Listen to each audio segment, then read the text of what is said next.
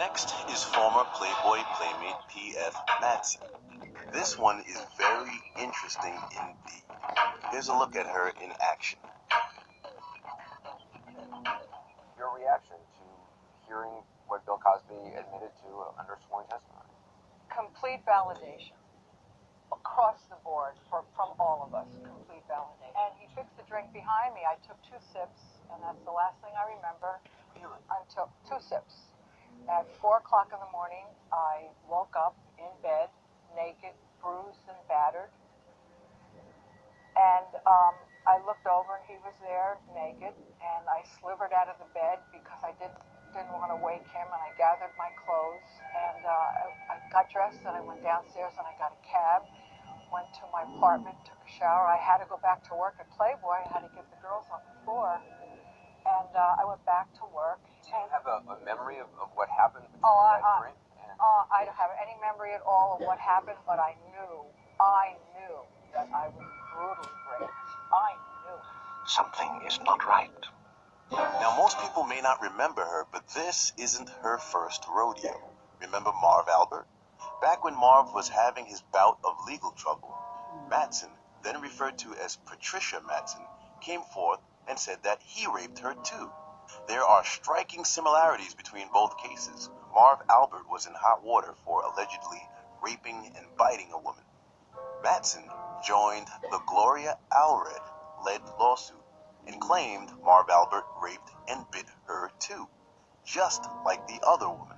Albert and his lawyer called her claims a completely fabricated lie. Now, interestingly enough, with Cosby, she wasn't raped and bitten. This time she's claiming she was drugged and raped, just like the other women in this lawsuit, also led by Gloria Allred. Okay, so I wanted to make clear what he was actually saying there, because when I watched this video, I got it, but I didn't get it, you know what I mean?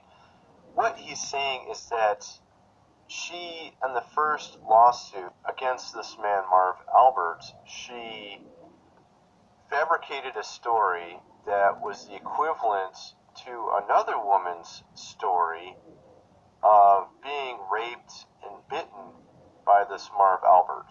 So they both had the same story. 2 women, her and this other woman, that Marv Albert bit and raped them both. And she was represented by this celebrity lawyer, Gloria Allred, who seemingly always has some sort of celebrity from the latest top story that she's defending.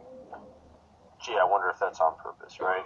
Okay, so this woman, Madsen, that's accusing Bill Cosby of drugging and raping her, was actually called out and outed by the initial victim, Vanessa Perhatch, who was allegedly raped by Marv here. Okay, so she was already called out by a real victim from a different man as being a fake and just jumping on the story. So she's already been known to jump onto stories and fake rapes. Okay? She's been known already to do this, to jump onto a story, claim a fake rape, even outed by a real victim from someone in the past. So a real victim from this guy outed her as a fraud, and she jumped onto that story back then with the same alleged rape story, as sort of cloning herself. Carla Ferrigno. Although there are a few of them, Carla Ferrigno is a perfect example of many of the Cosby accusers who are masquerading in the news media, pretending to be Cosby victims, when in actuality, nothing ever happened to them.